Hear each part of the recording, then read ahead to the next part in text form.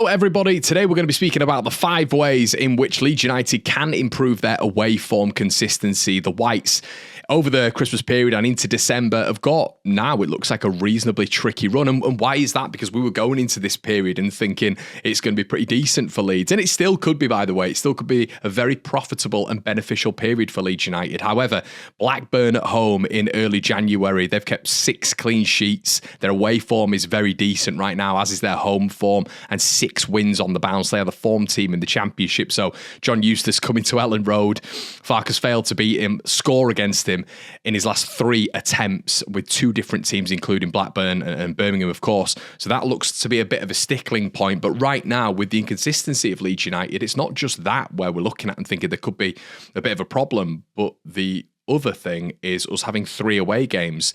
And it feels like almost right now with Leeds, it doesn't matter about the opposition. It's more about this mental block that we've got and maybe the predictability, which is affecting the consistency of Leeds. So this needs to drastically change over this Christmas period. When you do look at Hull and Derby and Stoke City in isolation, you think there are points there to be had, especially for a team vying for that top 2. But when you look at a points per game average of barely 1.5 away from home, suddenly you're looking at that and thinking 1 away game in 6 that Leeds have won, and that was just against that Swansea team, which could have gone either way. We've got to figure out a solution here. Farker's got to figure out a solution, and he needs to be doing this drastically. So we're going to go over on the channel. I've asked people on Twitter. We've got 233 responses on my personal account.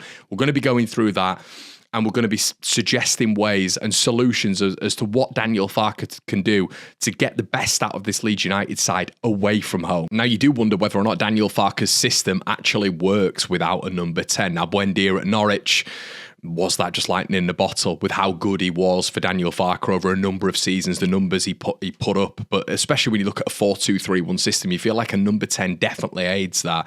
You know, Marcelo Bielsa obviously was in a bit of a 4-1-4-1 formation, but you would see Pablo Hernandez almost on an attacking midfield island, wouldn't you, at points? But when you look at Farke in particular, that number 10 role feels absolutely massive. And for the past 2 seasons, we've had Jorginho Rutter there. Was he an out-and-out number 10? He was more of a left winger, I thought, but then obviously he played points on the right previously in his career as well. And then he kind of morphed into that 10, but he didn't have that finishing quality that a proper number 10 can have.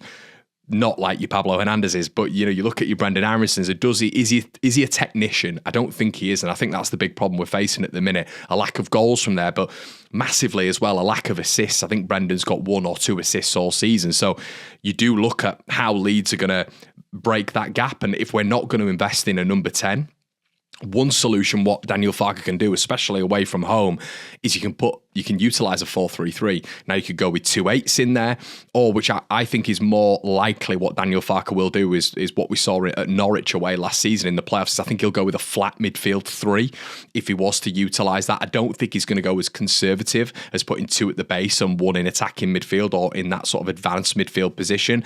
I think what he's going to do is probably put 2 6s in there and potentially a number 8. Now, what you then have to do is drop Brendan Aronson. Now, would Leeds lose anything in attack there? Well, I think Brendan Aronson right now is bringing to the side a little bit of busyness. I think there's, as I've mentioned on here several times, an energy, an endeavour, a little bit of a press, but I don't think that's helping the side overall. And you do wonder, let's say if you are playing 2 advanced states and you're pushing them a little bit higher and pushing the opposition's midfield back in their own half because they're worried about our quality, you're enhancing Tanaka's attacking availability as well. Bearing in mind, he'd done really well at Dusseldorf previously. I think in the season beforehand, he got 8 goals. So he is a little bit of a goal threat. And right now we have no goals from midfield.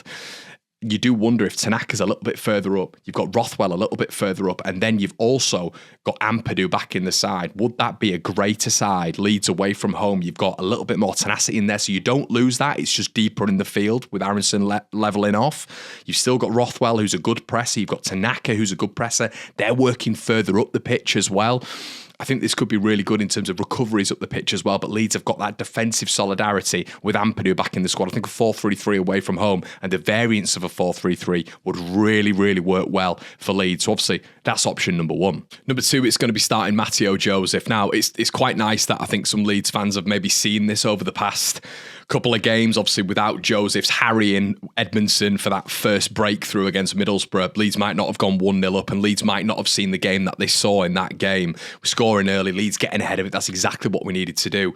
Obviously the game at the weekend as well, he forced the mistake, he forced the own goal from Watmore. Leeds get the equaliser, even though he's on for 8 minutes. I think what you get with Matio Joseph naturally is you get a high energy and a pressing ability, you get elevated mobility up front, but I think the key thing with what you get as well, not only athleticism and physicality, but you get more of a presence on the counter-attack as well, just because of his sharpness, his agility and his speed.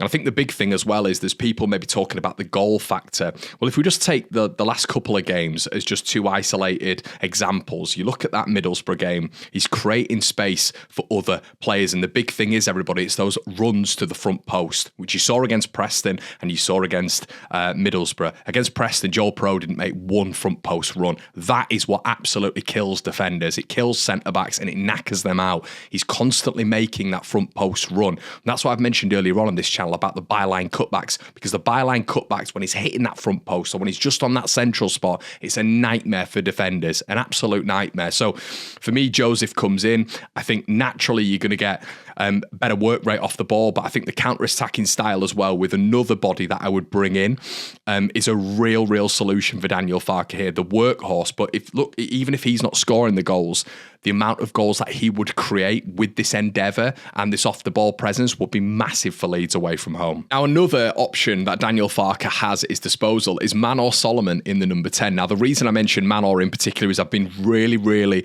enthused by his performances recently. I think he's been excellent when he's come off the bench. I think he's got Leeds up the pitch. I think he's been winning fouls in critical areas as well. But ultimately, I think his on-the-ball work and off-the-ball work have been really essential in Leeds either closing the game out or going for the killer equaliser against Preston and the winner against Preston in that final sort of attack where the referee blew when Leeds had a really good throw-in caused by Solomon. I think a lot of people maybe mistake the fact that if they're wingers, they can't play in that number 10 role. They can. The tendencies and the attributes that these football players have mirror the likes of a Buendia. They mirror the likes of a Pablo Hernandez. I'm not saying they're as good, but their tendencies, their attributes, the close control, the low centre of gravity, the balance on both sides, the ability to move the ball quickly, the vision, which you get naturally from being a winger as well. I think Solomon, I think Gnonto in particular in that number 10 role, because I think what I love about Ramazani is he could play in that 10 role, but he's an out-and-out winger. He's a superb winger at just getting at the fullbacks, and Leeds need to have wingers, don't they, alongside Dan James. So I think James and Ramazani as your wide players, I think are working right now, but I think the options that Farke has, two technicians in Solomon and Gnonto, both better ball strikers as well than Brendan Harrison, when you look at the shot efficiency on FootMob and FBref, I think these are really critical statistics. You don't have to see them there, but what you do have to do is have the vision in them being in there. You know, we had to have vision at some point of Jorginho Rutter being in there. Nobody could see it because he was a winger, he was a striker. But Daniel Farke, to be fair to him, played him in the number 10 and he did really well. A different number 10, not an out-and-out 10, but it worked in there. You've got to have the vision and look at the attributes of said player to be able to slot him in there. And I think maybe Manor Solomon or a Willie Gnonto in that number 10 are really good options for Leeds United and Daniel Farke, especially away from home. The connectivity with that number 9, I think could work really well. Number 4, everybody, is Ramazani. And I mentioned earlier on about the counter-attack. I think it's unequivocally important for Leeds United in away games.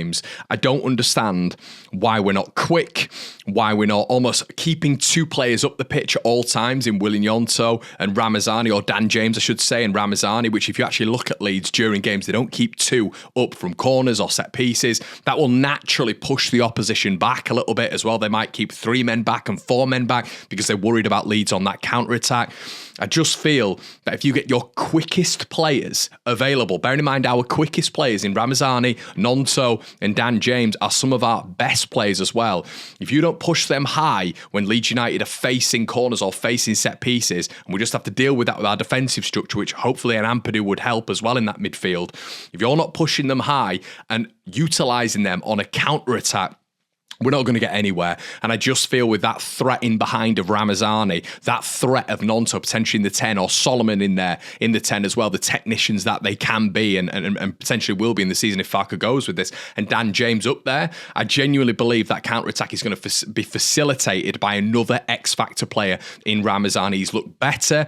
I thought when Joseph and Ramazani came on the other day at Deepdale, we looked better. We got in the game a lot more, and they went back. They started retreating because they saw the threat that we had. We were pressing them a lot more energy, more endeavour, more intensity, more dynamism, and that was fueled by Joseph and Ramazani coming onto the pitch. So quite frankly, you have to start these players. You have to start pace. You have to start a press. You have to start intensity, as I've mentioned, because if you don't do this, you're going to get the same results. It is the bedrock of insanity. We all know that. So I think if Leeds, the solution number 4 is start your quickest players, because your quickest players also are technicians. And if you do that, the counter-attack is going to be frightening. They're not going to commit players forward. I think teams right now want Leeds to come, because I think there's literally a blueprint in playing against Leeds United. You rough them up a little bit, you push them back. Leeds don't offer that much of a threat.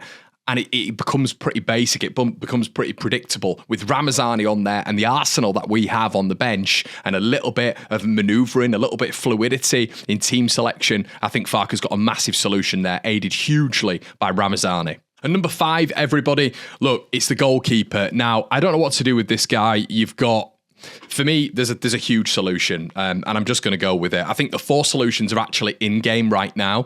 I don't think the solution is to drop Darlow. I think the solution right now is to buy a new goalkeeper in January. I think you buy a new goalkeeper in January. This doesn't seem like it's, once again, an unequivocally difficult task. I think there are so many goalkeepers out there. I'm going to throw one out there right now. Jason Steele, who could be on loan from Brighton, who would fit a system, who would fit a building out from the back system, would fit a team who's, Steele's played at a very, very high level with Brighton, and he's a beautiful footballer when it comes to a goalkeeper, was playing for them in the top level in recent seasons. And Brighton do not produce mid goalkeepers, especially passing out from the back. He feels like an absolutely class option right there. I've mentioned Joe Whitworth before, who's tearing it up in League One. Crystal Palace loanee at Exeter right now, whose numbers are just extraordinary. You can go out in January and get a goalkeeper. Ilan Mele's contract expires in 2026, which means that in the January window, this is probably going to be the last big window that we can get big money for him. If you don't do that, even if you get a lack of money for him, you don't get as much as you thought you would. We brought him in for 5 million at Lorient. Cut your losses. That is the incremental improvement that Leeds United can bring on right now. It is an incremental improvement, and we will not lose anything with another goalkeeper coming on, because that goalkeeper probably won't see a lot of the ball anyway. He won't see a lot of the ball anyway because Leeds control matches. We dominate possession. However, when he's called upon, he's not going to have minus numbers when it comes to goal prevention, and he's not going to be in the 50s or 60s when it comes to save percentage and in the bottom 10% of the championship. So that's been it for me, everybody. Let me know what your solutions would be in the comment section below. Really interested to hear this one. As I said, thank you for everybody on Twitter for getting back. Make sure you like, comment, subscribe, and I'll see you in a bit. Cheers.